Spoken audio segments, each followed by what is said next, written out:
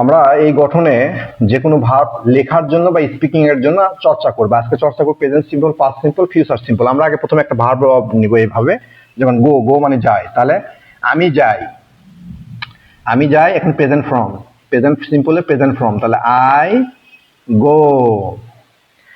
তারপরে ইট দিয়ে সে খায়, হি শি ইট, এবং এর সাথে যেহেতু হি শি ইট এগুলো সিঙ্গুলার নাউনের ক্ষেত্রে এই প্রেজেন্ট ফর্মের সাথে এজ যুক্ত হয়, মনে রাখতে হবে। তাহলে হি শি ইট সে খায়, স্লিপ ঘুমায় তারা ঘুমায়, তাহলে দে স্লিপ তারা ঘুমায়। এখন এগুলোর আমরা এই ফরম্যাটের পাস্ট সিম্পল আমরা চর্চা করব।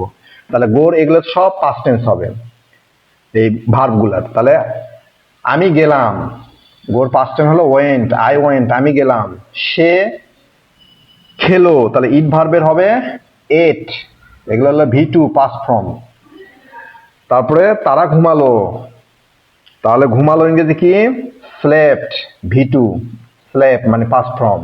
ওকে, আমি যাব, তাহলে আই শ্যাল, এরপরে আই শ্যাল উইল এর পরে ভার্বের সবসময় ভি ওয়ান ফর্ম মানে প্রেজেন্ট ফর্ম। তাহলে আই শ্যাল, আমি যাব, গো, সে খাবে, হি বা শি উইল ইট, তারা ঘুমাবে, দে উইল স্লিপ।